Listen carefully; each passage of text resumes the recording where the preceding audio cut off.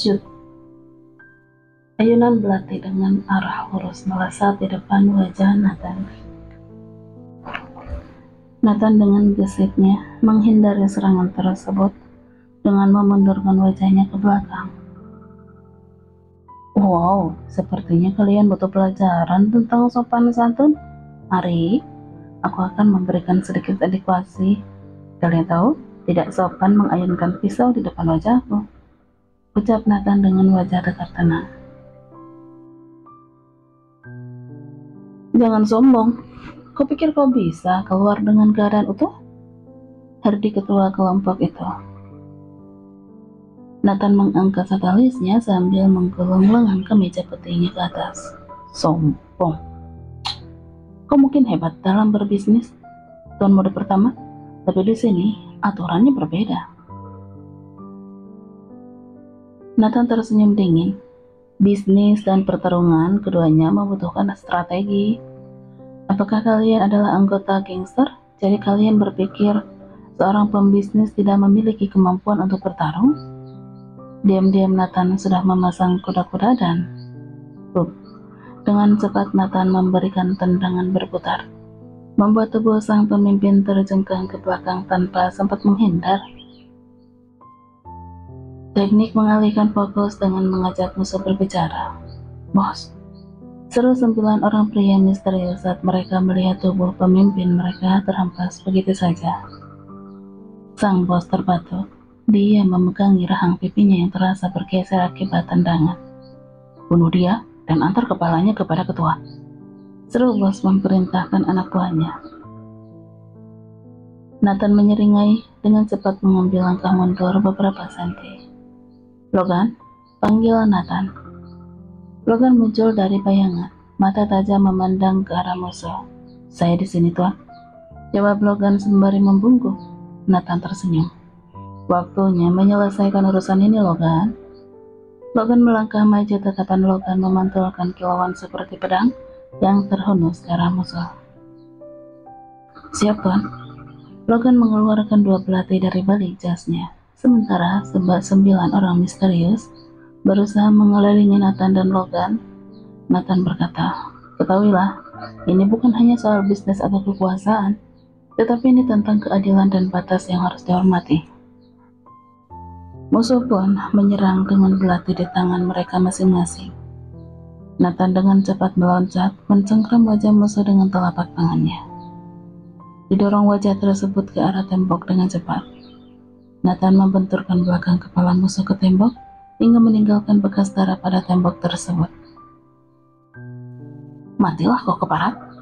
Satu musuh dari belakang tubuh Nathan menyerang, siap untuk menghujam belatinya di pundak Nathan. Namun dengan gerakan cepat Nathan meraih tubuh musuh yang masih berada di dalam cengkramannya. Tubuh musuh tersebut dijadikan bantal pelindung. Jelek. Belati itu menancap di dada musuh itu sendiri. Kamu kurang kreatif, Bung. Ejek Nathan sambil melempar tubuh musuhnya ke arah yang lain. Tendangan lurus Nathan berikan kepada musuh yang menyerangnya dari belakang, membuat tubuh itu seketika terpental.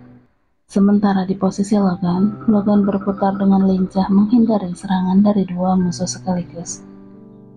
Logan memberikan serangan beruntun. Belati Logan bersinar memotong udara. 2 musuh itu terjatuh ke tanah dengan nyaris tanpa perlawanan, dengan leher ternganga oleh luka sayatan yang Logan berikan. Ingatlah, setiap tindakan memiliki konsekuensinya, seru Nathan sambil mengamati musuh-musuh yang terlihat semakin ragu. Sementara itu di dalam lift, Delisa memandang gelisah ke arah pintu yang terus tertutup. Samuel mencoba menenangkan. Nyonya, Tuhan pasti bisa menghadapinya, dia bukan orang biasa, percayalah. Delisa menggigit bibirnya. Aku tahu semua, tapi tetap saja, rasanya tidak tenang ketika tidak bisa bersama dengannya di saat seperti ini. Anda harus yakin tugasku untuk melindungi keselamatan Anda, jawab Samuel mencoba meyakinkan Delisa yang terlihat begitu gelisah. Delisa membuang napas, dadanya sesak membayangkan suaminya. Delisa menutup kedua mata, mencoba menenangkan perasaan bergemuruh oleh kekhawatiran. harus kuat dan mempunyai mental seperti singa. Delisa membuka matanya. Maafkan aku Samuel, ucap Delisa. Buk. Delisa membenturkan kepalanya pada wajah Samuel. Au, Nyonya, apa yang kau lakukan? Samuel meringis sambil memegang hidungnya. Maaf, aku tidak tenang jika Nathan dalam bahaya. Delisa meraih pistol yang terselip di sabuk Samuel. Delisa memencet tombol lift berulang kali, selagi Samuel masih menggelengkan kepalanya. Come on, terbukalah, ucap Delisa frustasi. Pintu lift pun terbuka dengan cepat. Delisa keluar dari lift tersebut. Nyonya, tolong jangan gegabah. Ucapan Samuel harus terhenti ketika pintu lift tertutup. Siap.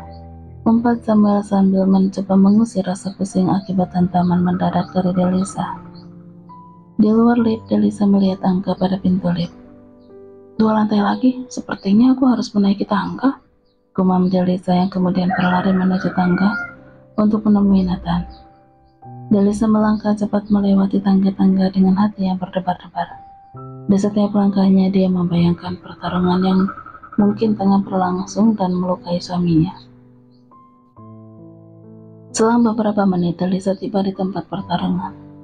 Dia dapat melihat bagaimana wajah lelah suaminya ketika bertarung. Di anak tangga, Delisa menyembunyikan dirinya agar tidak ketahuan. Aku harus membuat kejutan, memberikan gertakan untuk Nathan mendapatkan celah, pikir Delisa. Delisa mengerahkan mulut pistolnya ke arah musuh yang terlihat hanya tinggal 3 orang. Sementara yang lain sudah terkapar dengan cetakan darah di atas lantai. Aduh, aku harus membidik siapa? Mereka bergerak terlalu cepat. Delisa kebingungan menargetkan siapa yang akan ditembak. Delisa menarik napas dalam-dalam, mencoba memfokuskan pikirannya. Pada akhirnya, dia memilih salah satu dari 3 musuh yang masih berdiri tegak. Dengan hati berdebar, dia menarik pelatuk pistolnya. Tor. Suara letupan memecah heningnya malam. 1 dari 3 musuh roboh ke lantai dengan darah mengalir dari lukanya. Nathan yang saat itu tengah menghindari serangan musuh memandang ke arah sumber suara. Matanya bertemu dengan Delisa yang muncul dari bayangan tangga. Kucing kecil? Serunya kaget, tapi sorot matanya tidak kehilangan kewaspadaan terhadap sisa musuh. Delisa melambaikan tangannya ke Nathan. Aku di sini, Nat. Nathan tersenyum lega. Terima kasih, tetap di situ. Aku akan menyelesaikan ini dengan cepat, seru Nathan. Sementara itu Logan dengan sigap melanjutkan pertarungan, memanfaatkan momen kejutan yang diciptakan oleh Delisa. Logan meloncat ke tubuh musuh. Brok, seketika tubuh musuh tersebut terhuyung jatuh. 2 tusukan di dada membuat musuh menggelepar tidak berdaya, bersamaan dengan darah yang ikut menyembur. Sisa 1 musuh yang tanpa babak belur, yaitu sang pemimpin yang sengaja dibiarkan hidup. Aku hanya butuh jawaban pasti. Siapa yang menyuruhmu? Tanya Nathan dengan suara bergetar. Sang pemimpin mencoba tersenyum meski wajahnya penuh dengan luka dan darah. Kau tidak akan pernah tahu, serunya dengan nada merendahkan. Nathan mengerutkan keningnya membuat ekspresi yang tajam. Kamu ingin bermain sulit ya? Jika begitu aku punya caraku sendiri untuk mendapatkan jawaban dari mulutmu. Dengan gerakan cepat Nathan menyerang sang pemimpin dengan pukulannya mengenai wajahnya, membuatnya terjatuh kembali dan mengeluarkan darah dari mulutnya. Jawab, teriak Nathan sambil menekan wajah sang pemimpin ke lantai. Dengan keras hingga lantai marmer itu pun memerah karena darah. Ini atas perintah seseorang yang lebih kuat darimu, jawab sang pemimpin dengan sesak payah. Dia berkata bahwa dia ingin melihat akhir dari hidupmu. Nathan mengeraskan tekanannya pada wajah sang pemimpin, mengintensifkan rasa sakit yang dirasakannya. Siapa dia? Katakan namanya. Desak Nathan semakin membuat sang pemimpin hampir kehabisan napas. Dor. Nathan segera meloncat mundur, memberikan jarak saat seorang sniper menembak dari jauh. Peluru tepat menghantam sisi samping kepala sang pemimpin, membuat darah dan otaknya tumpah seketika. Nathan, Delisa berlari memeluk tubuh Nathan. Nathan, apakah kau baik-baik aja? Tanya Delisa dengan perasaan cemas. Nathan mengusap luka ringan yang ada di lengannya dan tersenyum tipis pada Delisa. Aku baik-baik aja kucing kecil. Ayo pergi sebelum sniper misterius itu mengambil langkah yang lebih jauh. Nathan udah mewanti-wanti. Dugaan sementara adalah paman ke-1 dan kedua, namun belum cukup bukti untuk menyeret kedua pamannya, karena mereka cukup terampil dalam menyembunyikan jejak dan bermain di balik layar. Tetapi kali ini Nathan dan Delisa tidak akan mundur. Mereka telah bersumpah untuk mengungkap kebenaran dan membawa para dalang kejahatan itu ke pengadilan.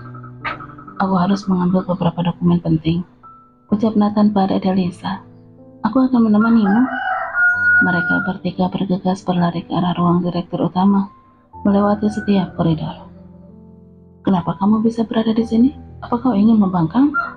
Tanya Nathan pada istrinya sambil terus melangkah. Aku khawatir kalau mati ya lebih baik mati berdua, bukankah itu lebih baik? Jawab Delisa dengan napas berengah-engah. Nathan menghentikan langkahnya. Ia pun memeluk tubuh Delisa. Jangan katakan kita akan mati kucing kecil. Doamu bisa dikabulkan. Aku akan meminta semua anggota tim untuk menyebar. Delisa menatap mata Nathannya dengan penuh keyakinan. Aku akan ikut kemanapun kamu melangkah. Bukankah tugas seorang istri mendampingi suaminya? Nathan melepas pelukannya. Dia mengejap singkat bibir Delisa. Ayo, kita harus bergegas.